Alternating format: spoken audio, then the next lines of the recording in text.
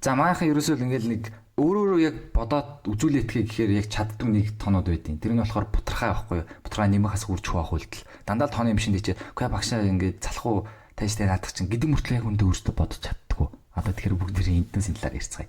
За математикийн эхнээс нь бидэд бүхэл тооны дөрвөн үйлчлүүдийг үзсэн байгаа. Одоо болохоор бутархай руу орно. За бутархай. За энийг ер нь бол бага ангидаа 1-5 дийн дотор яг үзэж байгаа. Гэхдээ хооронд нь шилжүүлэх болон те үрж хуваах үйлдэлүүдийг хүмүүс яг үндэ нэг сайн ойлгологоор ерөнхийдөө нэг юм байна гэд тэг ахлахын руу ороод ирсэн байдаг байхгүй. Тэгээ одоо битүү тооны машинд байгаа. Одоо тэгвэл тэр асуудлыг бүгдээрээ шийдэв. Бүх яг өөртөө бодож чаддаг бол юм. За тэр бутархайнд бол хоёр төрөл байгаа заяа. Энгийн болон аравтын бутархай. Энгийн болон аравтын бутархай. За энгийн бутархай нь юу ярьдаг вэ гэхээр ерөөсөө ямар ч хамаагүй тоог ямар ч хамаагүй тоонд хувааж байгаа хэлбэр. За жишээ нь 4-3 ч юм. За эсвэл юу гэдэг 99-ний 7 ч хамаагүй заяа. Ингээд за хураагдах хэсэг нь бол асуудал биш. За харин 10-ын бутархай бол заавал 10-ын зэрэг суурьтай байдаг. 10-ны 4 тий. Эсвэл 100-ны 8 гэдэг ч юм. За заавал хураагдах хэрэгтэй биш гэсэн үг шүү. 1000-ны 7 гэдэг ч юм. Ийм маягаар явдаг гэсэн үг. За тэгэхээр ийм хоёр ялгаатай байгаа. За энэ дээрээс бүгдээрээ хамгийн ихэнд за 3-1 гэд үзчихье дөө. 3-1 дээр бүгдээ энгийн бутархайг үзье. За энгийн бутархай тэгвэл яг юу яриад байгаа юм бэ? Бүгдээ бүхэл тоонуудыг мэднэ шүү дээ. 1 2 эсвэл хасах 1 за эсвэл тийг орж байгаа шүү дээ. Эрг бүхэл тоон дотор. За одоо тэгвэл энэ бүхэл тоонуудыг дотор нь хуваагаад хэлнэ гэсэн. За одоо чинь бүгд нэг юм шиг пицца авч идья. За пицца авч идэнгүүтээ дөрвөлээ байна гинэ. Дөрвөн тэнцүү хэсэгт очиж. За яг дөрвөн тэнцүү хэсэгт. За яг тэнцүү шүү заяа. Би жоохон ногоо зурсан байж магадгүй. За энэ дээрээс би нэгийг ингээд итчих. За тэгвэл би яг энэ пиццаны хэдний хэсгийг нийцсэн бэ гэдэг асуулт гарна. За бүгдээр бодъё л нэг дөрвөн тэнцүү хэсэгт баасан те. Тэрний нэгийг нь бол би итчихлээ. Итцсэн гэсэн. Одоо тэгвэл энэ дээр хит үлдэх юм. Үлдсэн 4 хуваацны маань 1 2 3 үлдэнэ гэсэн үг те.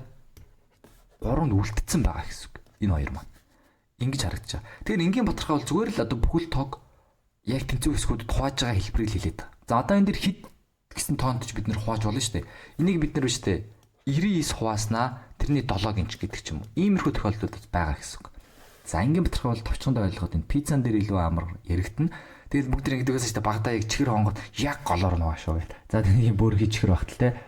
За яг голоор нь хаашаа гэл. Тэгсэн чинь ингээд тугаагцсан чинь ингээ хуваагдчих ч юм уу. Тэгвэл бид нар энэ дээр чи буруу хаачлаа муучлаа гэд бөө хэрүүл болно шүү дээ. Яг энтэй адилхан гэсэн. Энэ дээр хамгийн гол нэг адилхан хуваана л гэж үзэж байгаа. За товчхондоо бол юм. За одоо тэгэхээр энэ дээр бас дөрвөн үйлдэл байгаа. Дөрвөн үйлдэлийн талаар нь за доошлуулж байгаа дээр. За ямар ч сан бутархай төрлүүдээ ойлгосон байх. Юу гэдгийг нь ойлгосон байна. За одоо тэгвэл ийм гэсэн үг. За одоо жишээ нь нэмэх хасах үйлдэл. За энгийн бутархай нэмэх хасах үйлдэл шүү. За 3-ны 2 дээр нэмэх нь 4-ний 1. За энгийн бутархай нэмэх хасах үйлдэл дээр яадаг вэ гэхээр ерөөсөө л ижил хуваарьтай болгох гэсэн дүрэн баг. Одоо яг энэ дээр яг юу болоод байгаа юм бэ гэдгийг харъя заяа. За бүгдээрээ яа. За яг нөгөө нэг дугуйн жишээг авъя. За энэ дугуй зүйлийг бүгдээр яг 3 тэнцүү хэсэгт тоож болно те.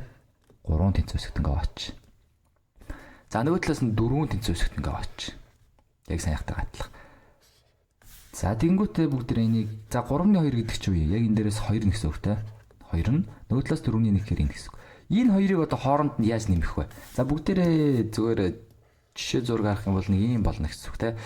За бодъё. 3-ны 2 бол нэг иймэрхүү хэсэгт ирэх нь шүү дээ. Энэ хоёр нь байгаа.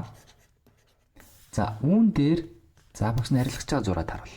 4-ний 1 чи яаж орж ирэх юм бэ гэхээр нэг ийм хавцаа нэг 90 градус орчим нэг ийм бүсэх ёстой те. Ийм хавцаа орж ирэх гэсэн. За энийг улаанаар сурч. За энэ хоёр нийлээд одоо яг хэдний хэсэг болсон бэ гэдгийг хэлэхэд одоо хэцүү шүү дээ. Одоо яг юу гэж хэлэх юм бэ? Тэгэхээр энэ дээр гол зарчим нь юу юм бэ гэхээр хоёулангийн яг ижил хуваарьтай болгоно гэдэг нь адилхан хэсгүүдэд хуваасан юм болгочаал гэсэн үг. За энэ 3-4-2-ыг ижил хуваарьтай болгоё гэвэл ерөөсөө хамгийн бага ерөнхий хуваагдагчийг нь олддог. Яг цаана юу яваад байгаа гэхээр. За бид нэг арга ашиглаад байгаа шүү дээ хуваадаг. Тэгэхээр хамгийн бага ерөнхий хуваагдагч нь энэ чинь 12 юм ба шүү дээ. Тэгэхээр юу гэсэн үг юм бэ гэхээр бүгд энийг яг 12 тэнцүү хэсэгт хуваасан хэлбэрлүү шилжүүл яа л гэсэн үг. За харъя л та. За энэ адилхан дуу шүү. За 12 хэсэгт хуваач. За тэгэхээр чинь эхлээд 4 хэсэгт хуваая. 4 хэсэгт хуваасан болгоныгоо 3 хэсэгт хуваачдаг. 1 2 1 2. За энэ адилхан шүү заяа. Тэгшин зурагтаа жоо асуултаач магад. 12 хэсэгт хуваацны одоо энэний 3-ны 2-ын хэрж яг ямар илэрхийл. Яг энтэйгээ адилхан авчиж болно шүү дээ. 3-ны 2-ын хэр чинь энэ. За ингээд 1 2 3 4 нүлтэд үлдсэн гэсэн. Тэгэхээр юу гэсэн үг юм бэ хэрэг 3-2-ыг чинь бид нэр ингэж хэлж болно гэсэн үг. 12 туваацсан бол эн чинь 12-8 нь болох ёстой шүү дээ, тэ. Зарим эсрэгээр одоо энэ дээр яг адилхан ингэж зураад үзэх юм бол 12-ны нийт 12 хуваасныхаа яг 4-ний 1 нэхэр чинь тэрийг томоор 4 туваагаад ингэх юм бол эн чинь 12-ны 3 болж өрн тийм үү. Тэгээд энэ хоёрыг хооронд нэмж байгаа гэсэн үг. Тэгэхээр энд эцэстний болж байгаа юм бэ? Рийлээ хоёртой болсон чи одоо шууд дээдлүүдийн хооронд нь бид нэр нэмчих чадна. 8 дээр 3-ыг нэмэхээр 12-ны 11 гэсэн үг. Тэгэхээр энэ дээр чи одоо нэг үлдсэн хэсэг нь энийг үлдчихэд байгаа хэсэг чи 12-ны 1 байсан юм байна л гэсэн үг. Яг гэвэл бид нэр 12 хуваасны 11-ийг дүүргэсэн шүү дээ. Тэгвэл 12-ны 1 нь одоо хоос үлдэх ёстой гэсэн үг. За тэгэхээр ижил хоёр хөх гэдэг үл яг энэ хуваалтаар харах юм бол ингэж харагдчих шүү. За илүү амархан. За хасах бас ялгаагүй гэсэн үг. За жоохон доошлуулж бүгд харцгаая. За хасах үйлдэл болохоор ахиад ижил хоёр хөхс. За яг саяны 2 тон дээр хасах үйлдэл гэж. 3-2-оос хасах нь 4-ний 1. Ингэх юм бол ахиад ижил хоёртой болгоно бүгд 12 суурьтай болгочих болно. За саяны одоо энэ дээр бол аргыг харч. 3-1 3 4-1 гэж задлж штэ. Энэ харилцан анхны тоонууд юм байна.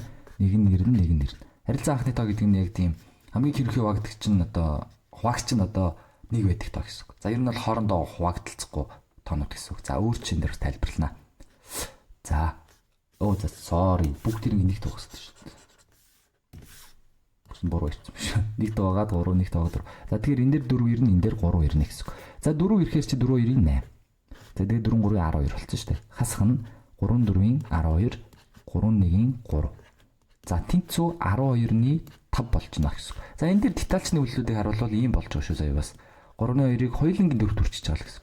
Хоёулангийн 4-т үрчээд хувааж харж яг үүндээ хിവэрэ байгаад ялгаагүй шүү дээ. Тэгээ 3-4-ийн 12, 2-4-ийн 8 болж байгаа ийм хэлбэр шүү. За тэр хасхол нэмэх үйлдэл дээр ерөөсөө л энэ гэсэн. Яг тэнцүү хэсэг хуваагаал тэн дээрээ тооцоолоод байж.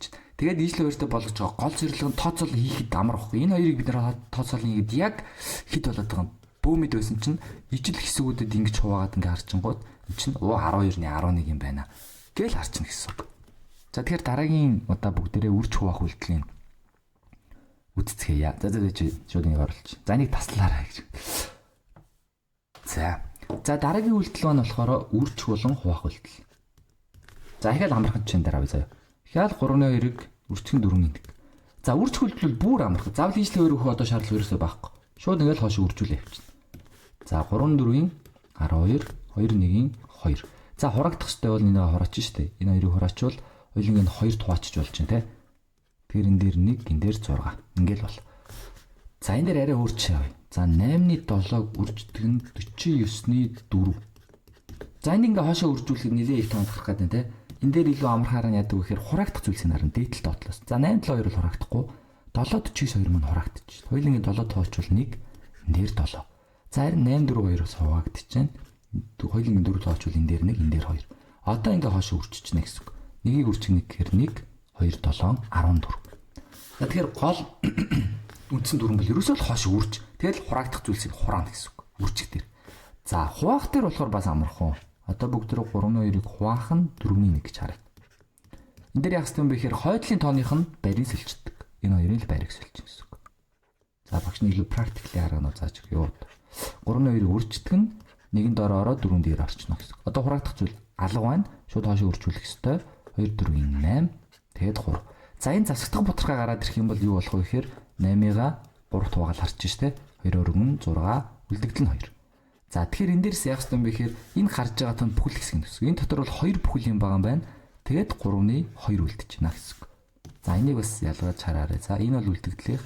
Энэ бол ингэж хуваагаад гарсан ноог дурынх нь гэсэн үг шүү. Заяа. За үржих байх бол ерөнхийдөө товчхондоо юм байна. За тэгээ энэ дэр мэдээч хэрэг хэцүү жишээнүүд орж ирнэ. Гэтэ ерөнхий үндсэн дүрэн бол ерөөсөө л энэ шүү заяа.